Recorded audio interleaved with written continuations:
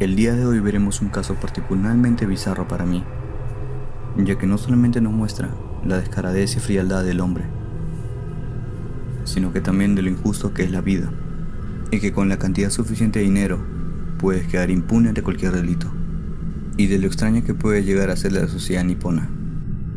El día de hoy les presento acerca de Issei Sagawa, el caníbal de Japón. Hoy, en Expedientes A, un caníbal suelto en Japón.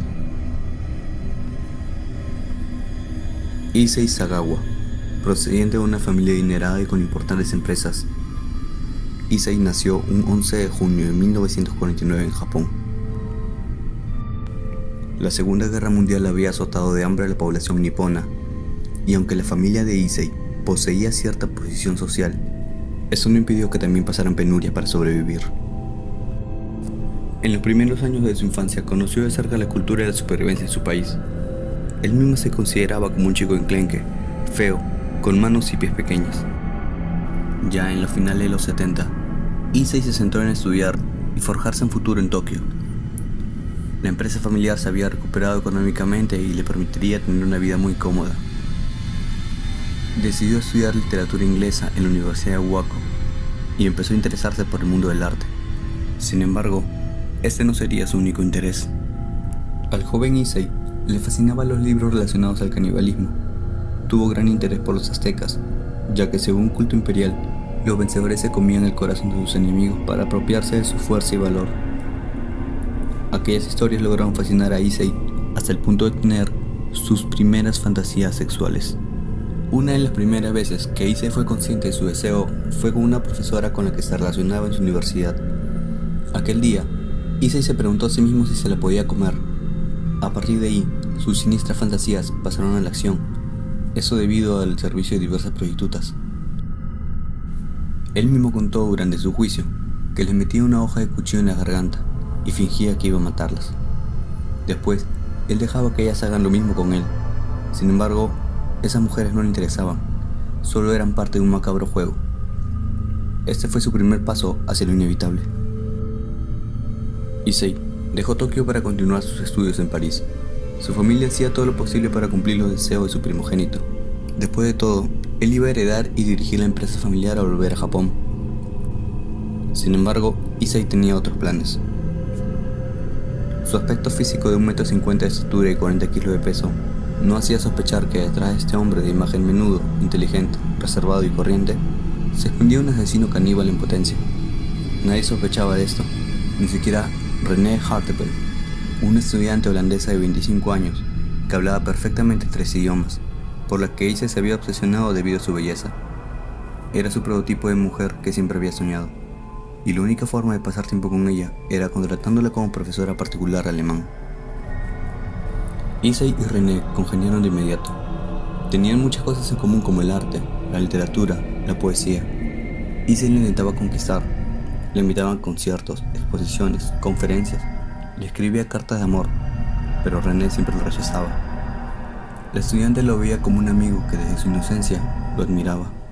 Una de las primeras veces que René fue al apartamento de Issei, él se cogió un revólver y trató de golpearla por la espalda. Ella no se daba cuenta de nada.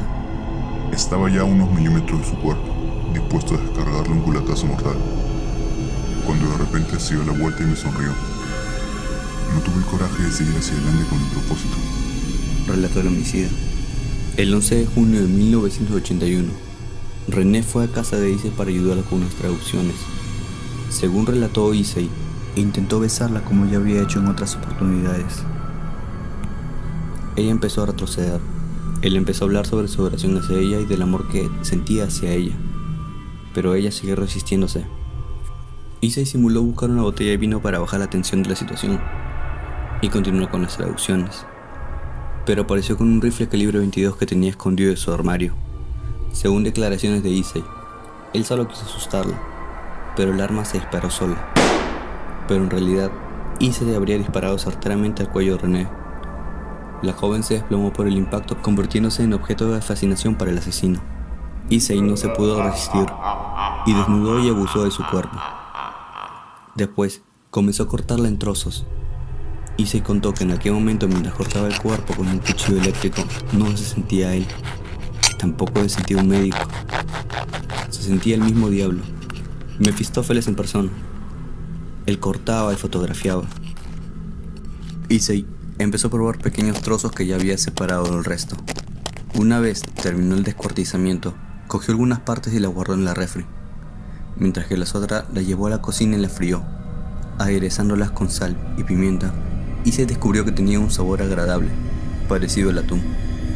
Issei justificó el asesinato y posterior profanación del cuerpo de René, indicando que su gesto fue un acto de amor, y que de alguna manera consiguió tener a René dentro de él para siempre. Luego de varios días alimentarse con el cuerpo de René, Issei decidió deshacerse del cuerpo. Para esto utilizó 2 maletas grandes, llamó un taxi y le indicó una zona de los suburbios de París, para ser exactos, en el bosque de Bolonia, ya que este era un bosque frondoso y con un amplio lago. Allí arrojó el equipaje. Unos transeúntes encontraron las maletas debido a la baja profundidad del lago. De inmediato alertaron a la policía, ya que de las maletas sobresalían unas manos y pies.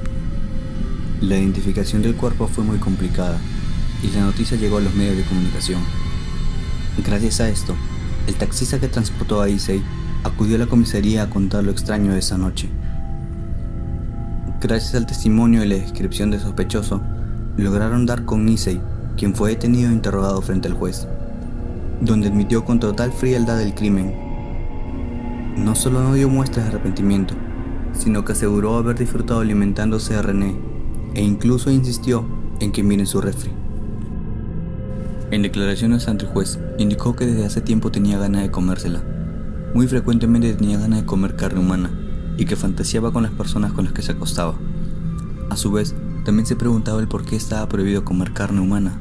Esta era una obsesión que lo atormentaba desde hace años. Ante un crimen de esta magnitud, la condena para Issei debió ser la máxima. Sin embargo, para sorpresa de todos, no fue así. Durante la visita, los psiquiatras que analizaron el comportamiento del acusado justificaron sus actos como una especie de suicidio del hombre que se encontraba demasiado solo y desorientado, dividido entre 2 civilizaciones. Indicaron también que Issei parecía estar en una ruptura de armonía. Nadie le había conocido aventuras sentimentales, y que las prostitutas aparentemente eran su único equilibrio sexual. Issei era un hombre solo, sexualmente frustrado, y la frustración sexual engendra a veces el crimen. Pese a las pruebas y confesiones, los informes psicológicos ayudaron a reducir la condena de Issei. Finalmente el juez lo condenó a 2 años y fue trasladado a la prisión de La Santé.